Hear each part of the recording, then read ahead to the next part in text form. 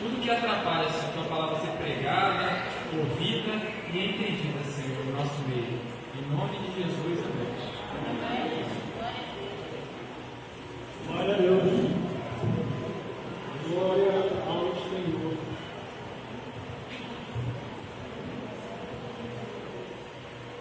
A paz do Senhor Jesus Cristo. Amém.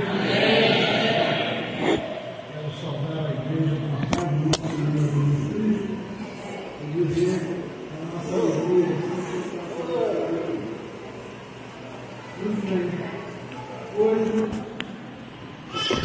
a nossa mensagem, a mensagem que o Senhor colocou no meu coração, foi de nós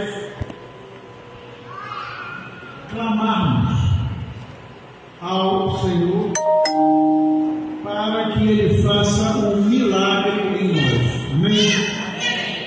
Eu quero crer que todos nós precisamos de um milagre do Senhor na nossa vida. Então, o Senhor Deus hoje tem uma promessa para nós. Essa promessa vai ser vista no Evangelho de Jesus segundo Mateus, capítulo número 11. Mateus, capítulo número 11. E é uma promessa tremenda. Como sempre, as promessas do Senhor são extraordinárias. E quando a gente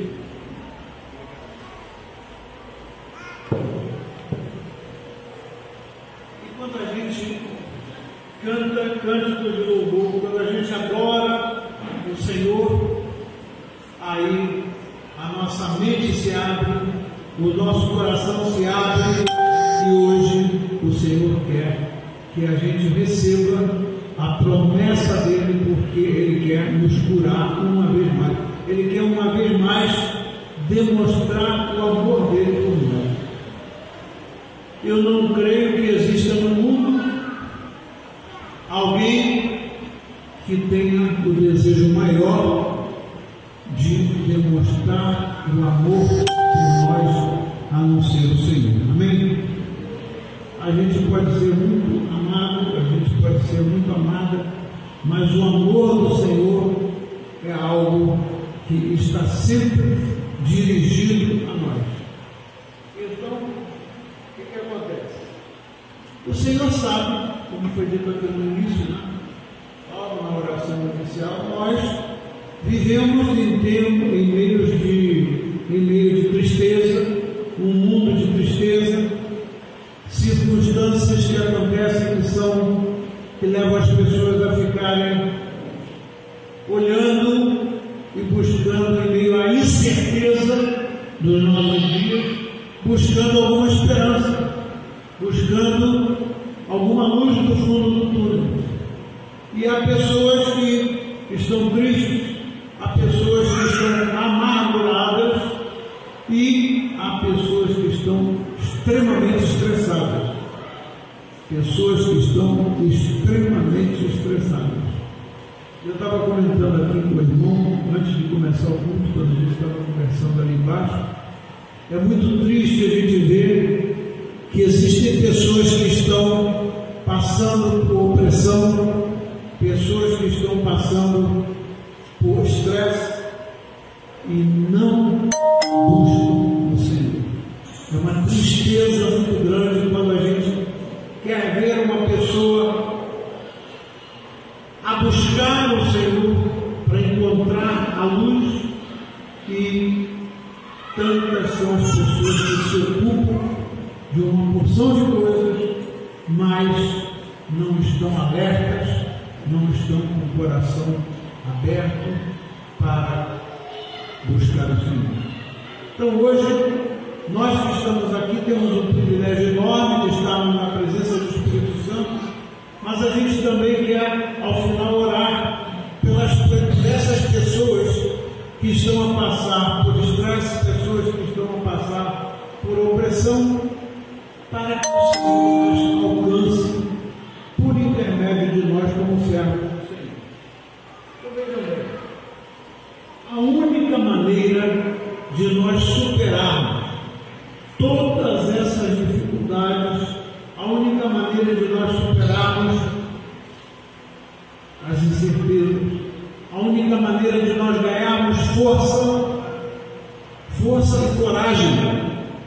para vencer as tentações do mundo e para viver sintonizados com o Senhor, é nós realmente aceitarmos o convite que o Senhor nos faz hoje. E eu peço a vocês que levem esse convite a todas as pessoas que vocês conhecem, para dizer a eles o quanto o Senhor nos ama e o quanto o Senhor nos ama. Então eu pergunto, vocês agora querem ouvir qual é essa promessa? Quem quer ouvir essa promessa agora, da parte do Senhor? Então vamos ver em Mateus capítulo número 11, versículos 28 ao versículo 30, qual é a promessa do Senhor esta noite para nós. Assim diz a palavra do Senhor, em nome do Pai, e do Filho e do Espírito Santo. O que está escrito aí? Vinde a quem? Vinde a quem? O Senhor nos convida: vinde a mim todos os que estão cansados e oprimidos. E qual é a promessa? E eu os aliviarei. Tomai sobre vós o quê? O meu jugo, disse o Senhor Jesus, e aprendei de mim, que sou manso e o quê? E humilde de coração, e o que vai acontecer? Encontrareis descanso para as vossas almas. Por quê? Porque o meu jugo é suave e o meu fardo é leve. Glória ao Senhor Jesus Cristo. Que maravilha quando Ele repete isso para nós essa noite, algo que Ele prometeu àquele povo que estava absolutamente perdido, aquele povo que às vezes o cercava, às vezes ia junto com Ele de lugares em lugares. E quando a gente vê o contexto em que Jesus falou isso, Ele deve ter falado isso para abrir os olhos do pessoal daquela época, e certamente Ele quer repetir a promessa e o convite dele para nós hoje, para nós também abrirmos os olhos em relação ao que acontece. O que acontecia? Ele menciona, se vocês depois buscarem ler em casa esse capítulo inteiro, vocês vão ver o que acontece. Ele citou algumas cidades onde ele foi, algumas cidades ele era bem recebido, algumas cidades o povo estava a fim de ouvir, o povo estava aberto a ouvir, mas tristemente em outras cidades ele não foi bem recebido, e em outras cidades ele era até rejeitado. E aí ele naquela época falou que no dia do juízo, ele já estava acenando para o dia do juízo, que ainda virá a acontecer. Ele estava acenando para o que ia acontecer no dia do juízo, em relação àqueles que aceitaram a sua graça, aqueles que aceitaram o convite dele de vir a mim, aqueles que estão cansados e oprimidos. E ele fala também do que vai acontecer no dia do juízo em relação àqueles que não rejeitaram. Então, o nosso foco, a nossa preocupação deve estar concentrada não nas coisas que nós estamos passando aqui, hoje e agora, mas devemos estar concentrados em buscar o Senhor por causa do dia que virá, em que o Senhor virá resgatar aqueles que são seus aqui na terra, mas que tristemente aqueles que morreram apartados do Senhor, ou até aqueles que estiverem vivos, né? Quando eles estiverem lá, naquele dia, o Senhor vai cumprir aquilo que foi prometido, dizendo lá no dia do juízo, que para aqueles que estão em Cristo, que estavam em Cristo, não haverá o quê? Não haverá condenação. Imagina, se nós passamos por problemas aqui, como está escrito, o próprio Jesus Cristo disse que neste mundo tereis o quê? Tereis aflições, mas eu venci o mundo. Ele disse, eu venci o mundo, e Ele prometeu estar conosco até o final. Então não há uma maneira de nós querermos buscar o Senhor ou viver buscando alguma esperança se a gente esquecer de aceitar o convite do Senhor de vinde a mim aqueles que estáis cansados e oprimidos. Só existe uma maneira da gente sobreviver a todas as lutas. O fardo que a gente carrega sobre os nossos ombros no mundo de hoje sempre foi alguma coisa muito ruim que as pessoas passaram nesse mundo, mas quanto mais chega perto do dia final, não sabemos ainda o dia que o Senhor vai voltar, mas os sinais, a gente sempre mostra os sinais que estão acontecendo sobre a brevidade da volta dele. O que acontece? Nós temos que estar preparados, e para estarmos preparados, não existe outra maneira de nós perseverarmos até o final, a não ser que a gente esteja vivendo pela mão do Senhor. Amém? Viver pela mão do Senhor requer que a gente aceite o convite dele. Então ele disse, quando ele fez o convite para aqueles que estão cansados e oprimidos, certamente nós vamos ter irmãos e irmãs aqui essa noite que estão vivendo problemas na vida, ou que viveram problemas na vida e ainda estão encontrando dificuldades para se levantar do que passaram e abandonar o passado, mas viveram hoje com vistas ao amanhã. Certamente nós vamos encontrar pessoas que precisam de aceitar o convite, se nunca aceitaram, aceitar hoje o convite de termos o Senhor como nosso Senhor e Salvador, e até outros que já o aceitaram como Senhor e Salvador. Nós temos que nos render a Ele uma vez mais, e sempre nos rendemos a Ele, como também foi dito aqui na oração, quando o irmão orou, né? Falando a respeito de nos rendermos.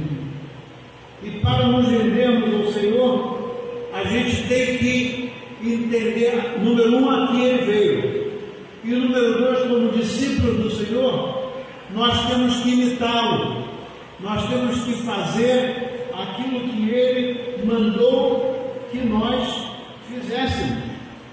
O que Ele mandou que nós fizéssemos quando Ele fez essa promessa? Ele disse, vinde a mim todos os que estáis cansados e oprimidos, e eu os aliviarei. Nós precisamos desse alívio, né? Tomai sobre vós o meu jugo. Por quê? Porque o jugo dele é leve e suave. Quantas pessoas rejeitam o Senhor Jesus Cristo, rejeitam a graça do Senhor, porque tem receio ou tem medo de se comprometer com o Senhor e de se submeter a Ele. Que tristeza a gente querer buscar alívio nas coisas que o mundo promete. Mas aí ele diz assim, e aprendei, olha aqui a palavra-chave, aprendei de mim, que sou manso e humilde de coração, e encontrarei descanso para a vossa alma. Então, veja só, o Senhor nunca deixa alguma coisa obscura. Todas as promessas do Senhor vêm de uma maneira muito clara. Se a gente não quiser fazer a nossa parte, se a gente não quiser se humilhar diante do Senhor, como foi a oração inicial, se a gente não estiver disposto a nos despir do nosso egoísmo e nos rendermos ao Senhor, nós não vamos fácil a gente aprender as ideias mentirosas que o mundo promete. Muitas das pessoas vivem influenciadas pelas promessas do mundo, que o mundo vai melhorar, que tudo vai ser uma maravilha. Quando falam da paz, essa paz não está prometida que virá. Aqui nessa terra nunca existirá paz. Quantos falam de paz, pregam a paz, mas eles falam de uma paz da qual eu já preguei nesses últimos dias. É uma paz que depende da convivência humana. Como é que a convivência humana pode gerar paz se nós não estivermos em o nosso Senhor Jesus Cristo? Não existe paz no mundo. Não existe paz em meio às famílias à parte de Cristo. Por isso é que muitas pessoas entram em conflito, por isso que muitas pessoas se entristecem, por isso que muitas pessoas elas ficam frustradas, porque não há outra maneira a não ser aprendermos do Senhor, que é humilde de coração. Ele é manso e humilde de coração. Aí nós hoje precisamos de revisar a nossa vida. Toda vez que nós orarmos, toda vez que nós conversarmos com o Senhor, nós temos que rever a nossa vida para saber, perguntar a nós mesmos e pedir ao Senhor que veja o que está no nosso coração, se alguma coisa existe que não agrada ao Senhor, e a gente rever se nós estamos realmente aprendendo a viver como pessoas humildes, como foi e como é o Senhor Jesus Cristo. Humildade e mansidão são as palavras-chave para a gente verificar se nós estamos fazendo isso todos os dias, nos momentos em que a gente é confrontado, nos momentos em que alguém desfaz da gente, nos momentos em que alguém demonstra não ter amor por nós, quando alguém nos despreza. Aí é que é o momento da gente verificar se nós estamos sendo humildes, porque é muito fácil a gente revidar, é muito fácil a gente dar em troco aquilo que a gente recebe, mas é muito difícil a gente ser humilde diante das pessoas que nos maltratam, que é o mais que acontece nesse mundo. Então veja só, o Senhor diz aqui o seguinte, em João 15, versículo 12, ele diz o seguinte: o meu mandamento é este, amem-se uns aos outros como eu os amei. Amem-se uns aos outros como eu os amei. Aí a gente deve se perguntar, será que eu estou amando o meu semelhante da maneira que o Senhor Jesus Cristo me amou? Ou será que eu estou amando o meu semelhante de acordo com as minhas conveniências? Será que eu estou amando o meu cônjuge da maneira que o Senhor me amou? Ou será que eu estou amando o meu cônjuge, a minha esposa ou o meu esposo, da maneira que ele ou ela me ama, às vezes de forma insatisfatória para as necessidades da nossa alma? Amar é outra palavra-chave, mas é um amor diferente do mundo. Amar como Ele nos amou, Ele se entregou por nós.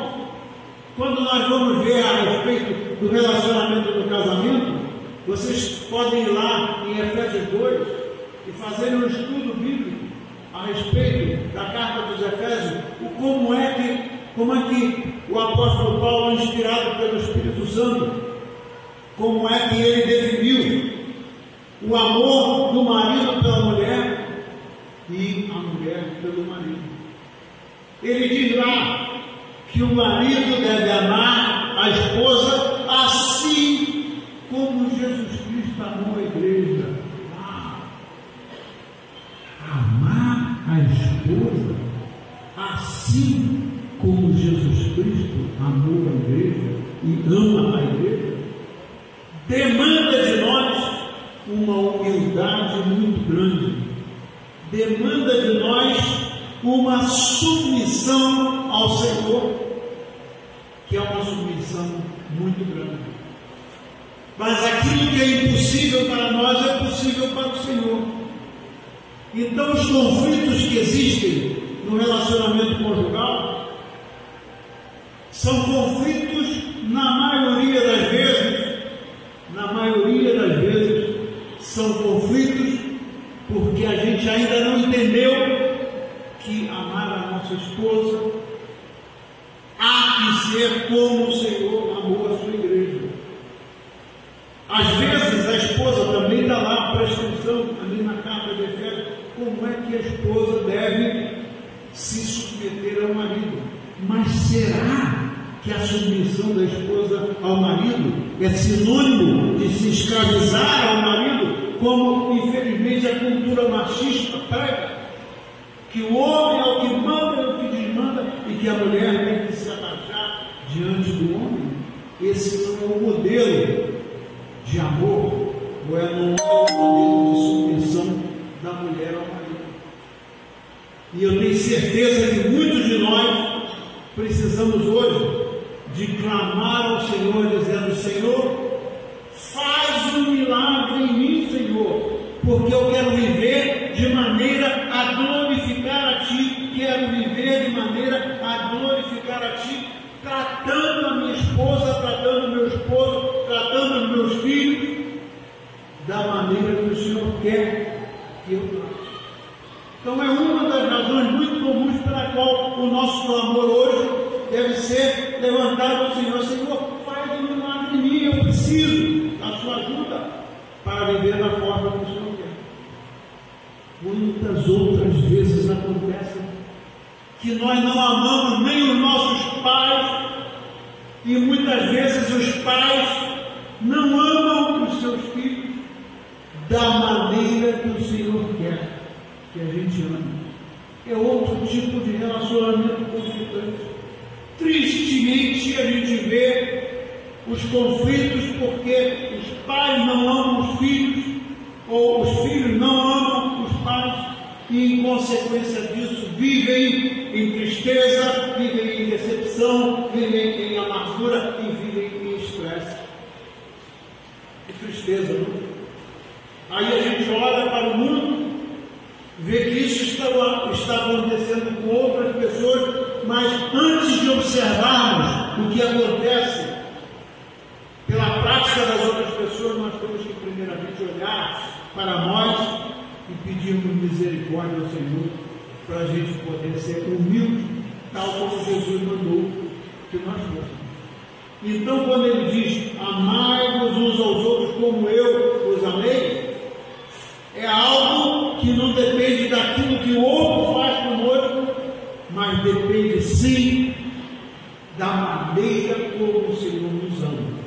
Na hora que a gente compreender isso, seja dentro da igreja, seja fora da igreja, nós vamos viver com alegria e paz no nosso coração, porque o Senhor vai estar, o Espírito Santo vai estar conduzindo os nossos passos toda vez que a gente errar, porque nós somos frágeis, como eu já falei várias vezes. Todas as vezes que a gente errar, o Espírito Santo vai tocar o nosso coração, e a gente, tocado pelo Espírito Santo, vai ser capaz de pedir perdão. Não só pedir perdão ao Senhor, mas pedir perdão à nossa esposa, ou pedir perdão ao nosso esposo, ou pedir perdão aos nossos pais, ou pedir perdão aos nossos filhos. Nós somos criados para amar e para ser amados. E o amor é o que mais temos necessidade neste mundo, principalmente porque está no Espírito, e já está acontecendo que o amor já está se exprimando. Para este mundo, tudo que se vê, todos os conflitos que se vê, resultam do fato de que o amor já está indo embora, o amor verdadeiro. Porque amar quem nos ama é fácil. O problema é a gente amar quem não nos ama. Então eu quero entrar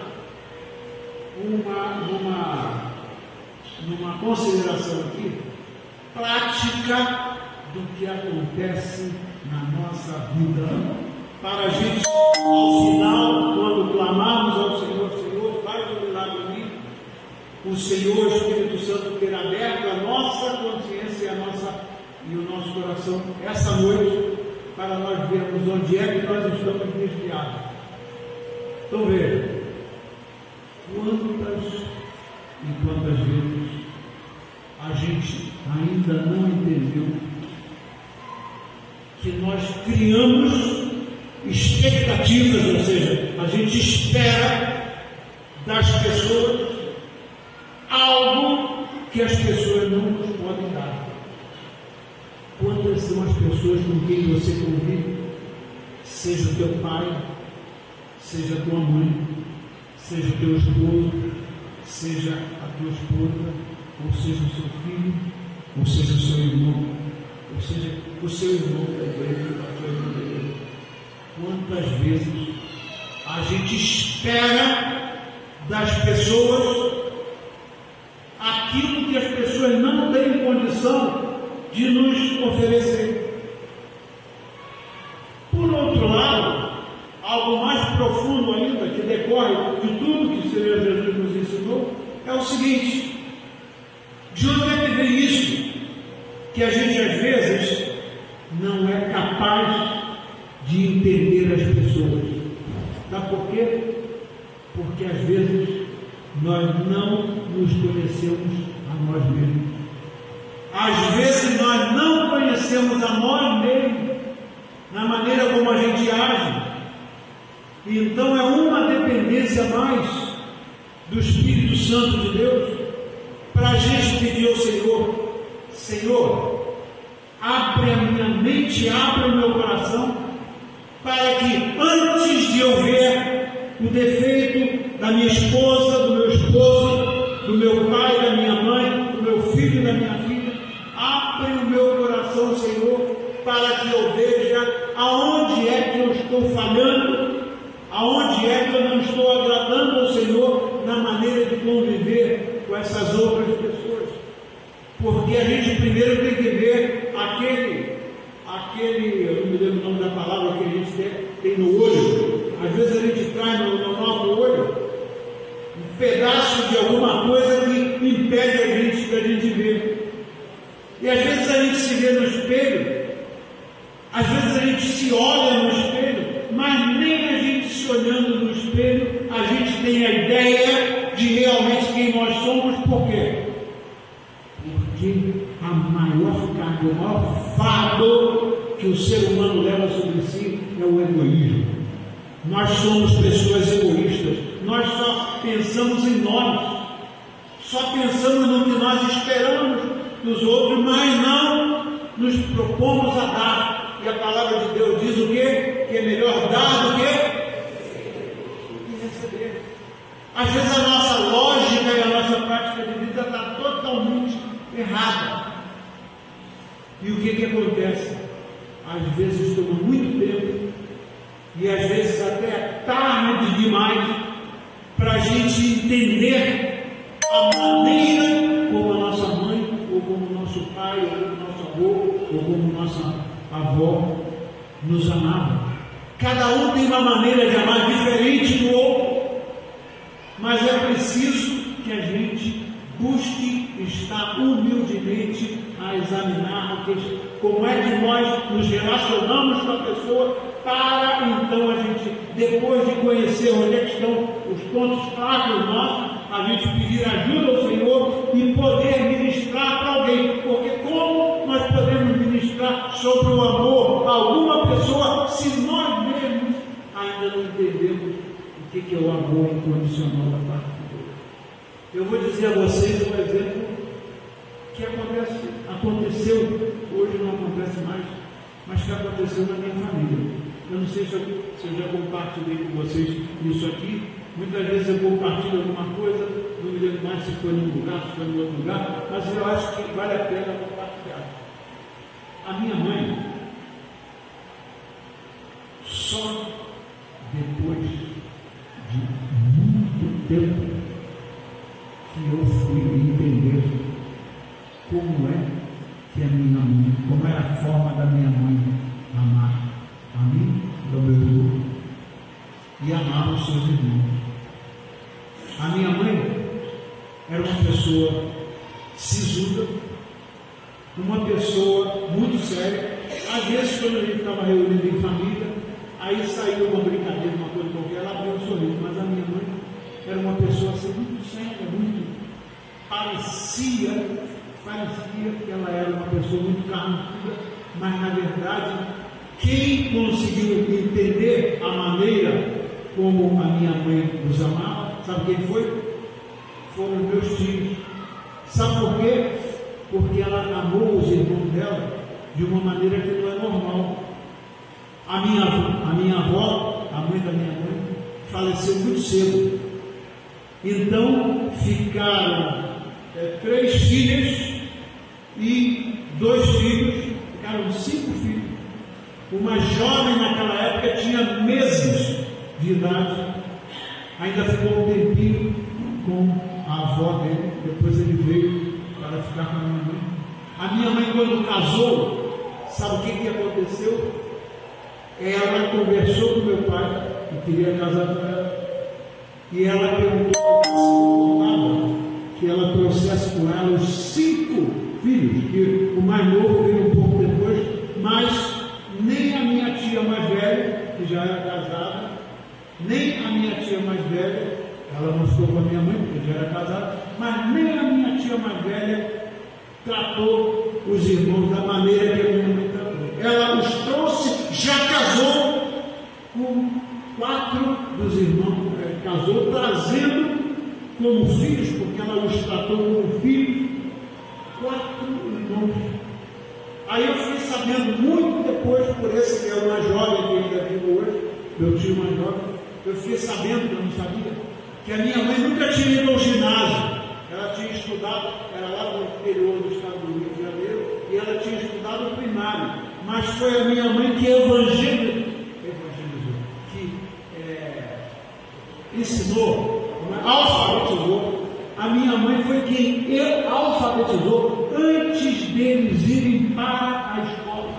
A minha mãe alfabetizou cada um deles. Quem me falou isso foi o meu tio mais jovem, que hoje tem 82 anos.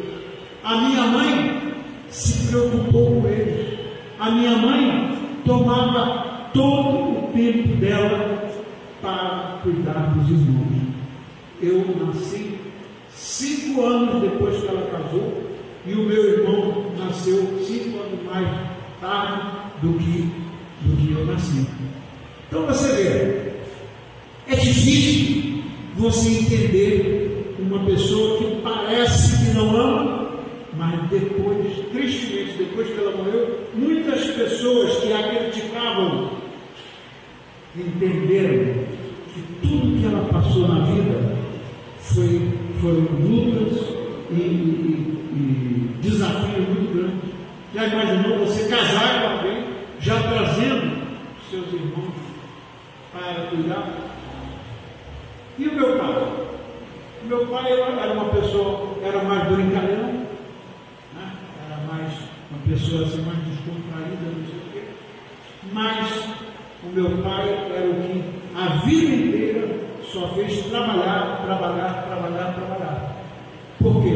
Porque ele tinha sobre as costas dele a responsabilidade da família, que na verdade era a mulher dele, depois mais tarde tinha a mim como filho, o meu irmão depois mais tarde, e mais os irmãos, até que eles foram apenas casarem.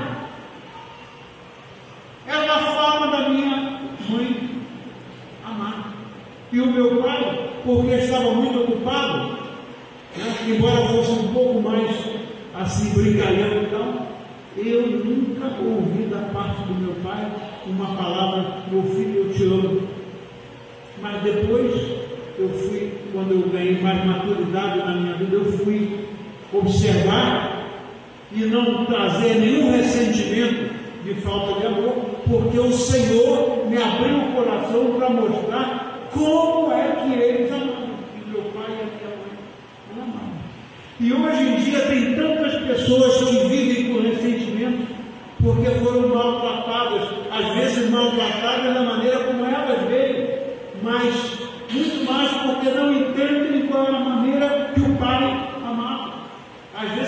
muitas pessoas que têm esse sentimento de falta de amor do pai, mas ainda não tomaram tempo para ver, para analisar a vida que o pai levou, como é que o pai foi educado, para conhecer melhor.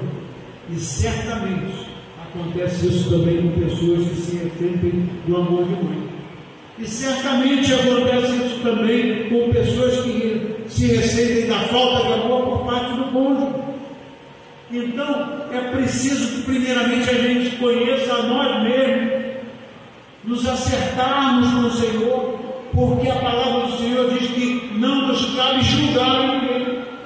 E quando, seja por ressentimento, seja por qualquer outra causa, eu julgar que o meu pai ou a minha mãe não ama, ou eu julgar que o meu esposo ou a minha esposa não me ama, ou eu julgar que o meu filho ou a minha filha não me ama, antes de qualquer coisa, a gente tem que buscar o que Jesus Cristo falou: vinde a mim aqueles que estáis cansados e sobrecarregados, e eu os aliviarei.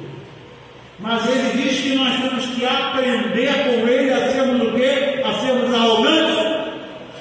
Não. A sermos humildes de coração e usarmos de mansidão.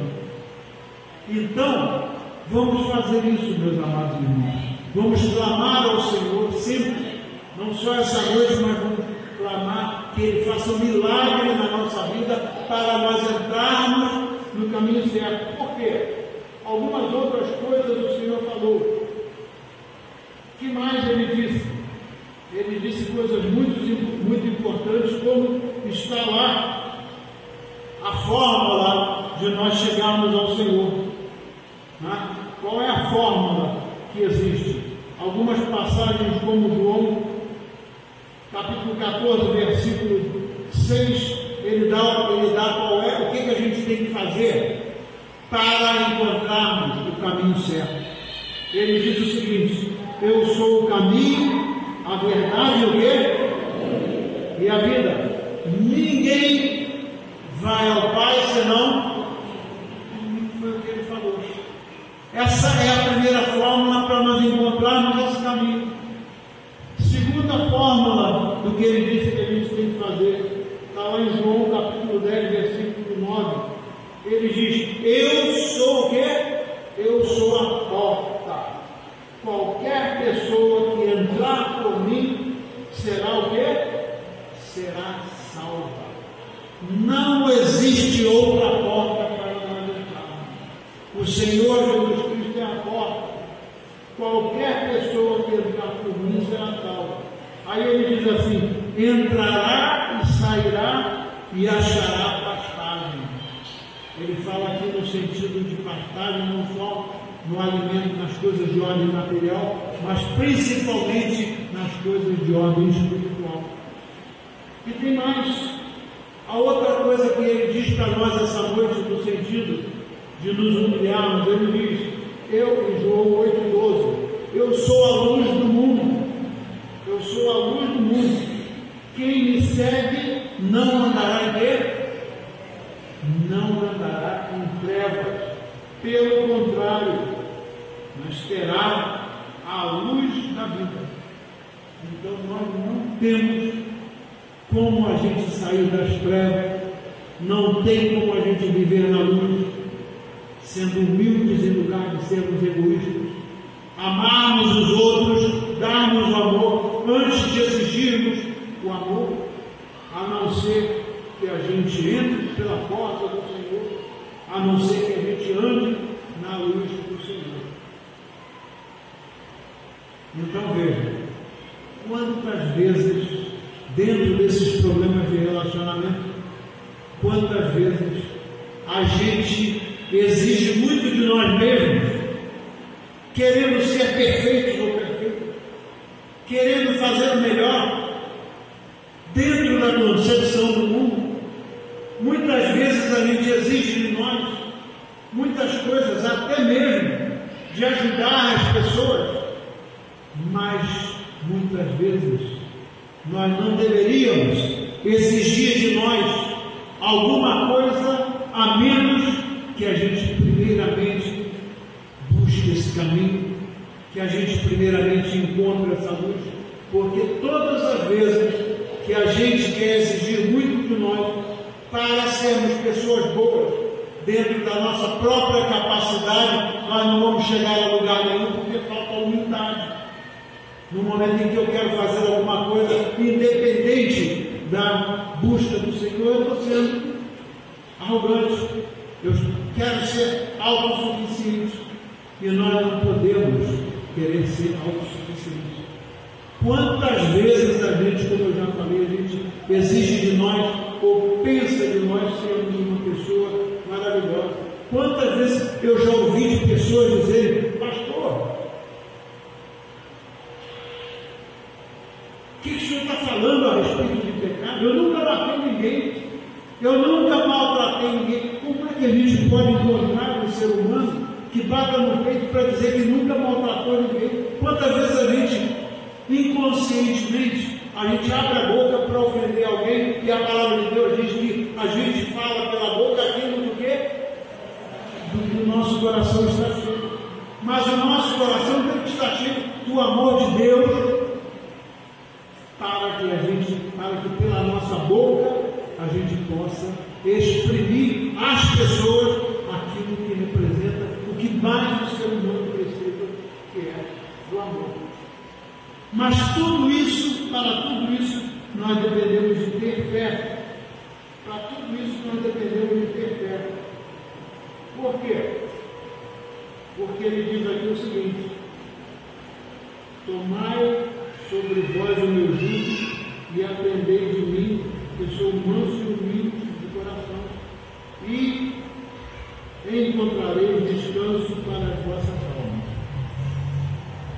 O que acontece? Ele diz mais: porque o meu jugo é suave e o meu fardo. Para que a gente faça isso, existe algum de vocês aqui que tem uma fé suficiente para praticar, para colocar em prática aquilo que o Senhor fala? Eu não conheço nenhum ser humano que, ao passar pelas agruras do mundo, que ao passar pelos desafios do mundo, não se sinta enfraquecido. E muitas pessoas, quando se sentem enfraquecidas na sua fé, acabam por desistir, quando a palavra de Deus diz que nós temos que perseverar até o fim. Ora, o mundo está mostrando que a gente tem que perseverar em meio ao que a gente está vendo. Não é algo que a gente consegue por nós mesmos.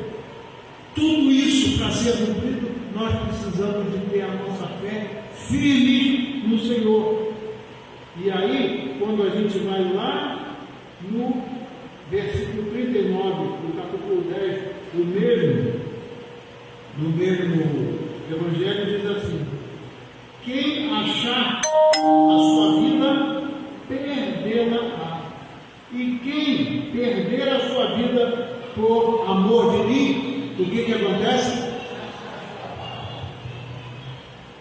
Dentro de tudo isso que o Senhor nos ensina, a gente tem que estar disposto a entregar a nossa vida ou perder a nossa vida dentro da concepção que a nossa cultura mundana ensina, perder a nossa vida, ou seja, abdicar ou renunciar a tudo aquilo que seja expectativa ou promessa do mundo, para a gente, no Senhor Jesus Cristo, então a gente encontrar a vida no Senhor. Foi para isso que ele veio. Ele se entregou por nós e depois ele ressuscitou no terceiro dia para nos dar vida eterna.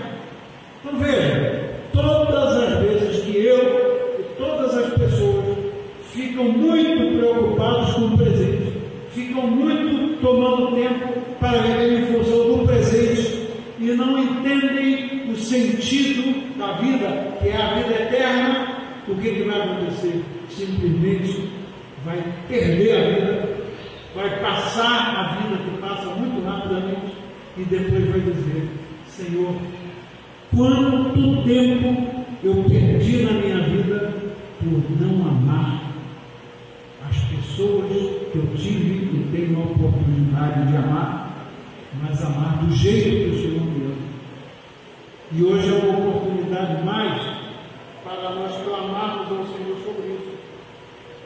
Né? Então o que acontece?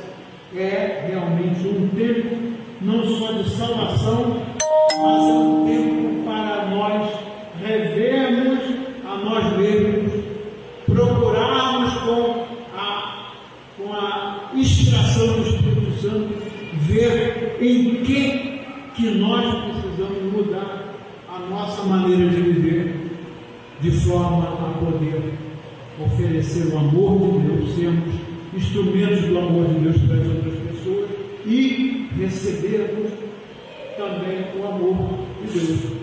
Veja só, toda vez que a sua esposa ou o seu esposo, o seu pai ou a sua mãe, ou alguém com quem você trabalha, ou alguém com quem você convive, te ofender ou falar alguma coisa, nesse momento que você se sentir magoado ou chocado com aquilo, é o momento da gente buscar ao Senhor e pedir ao Senhor para fazer um milagre em nós. Um milagre de quê? De perdoar. Porque na oração que o Senhor nos ensinou, Ele diz: nós devemos perdoar para quê? Para sermos perdoados. As coisas de Deus são claras. Devemos perdoar para sermos perdoados.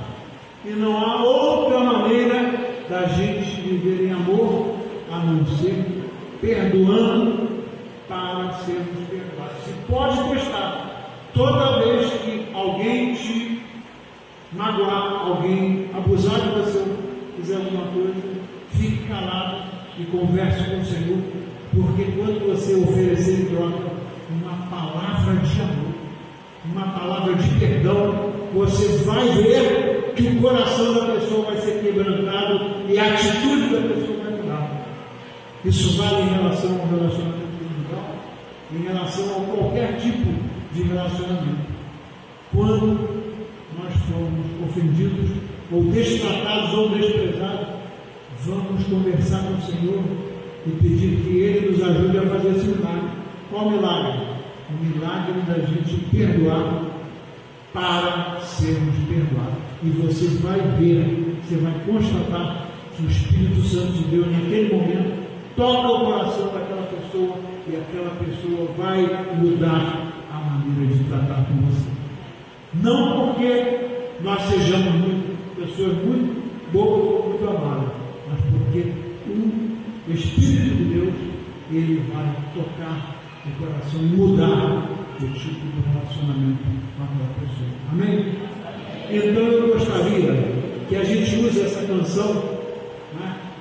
A canção que é relativa ao Zaqueu. E quando nós cantarmos, nós nos levantarmos e cantarmos a pedir ao Senhor: Senhor, faz um milagre em mim. Senhor, entra na minha casa. Senhor, entra na minha vida. Cura todas, sara todas as feridas. E quando vocês quiserem, busquem ter em casa essa canção gravada para vocês cantarem essa canção todas as vezes que sentirem necessidade. Amém? Vamos cantar com uma oração ao Senhor e depois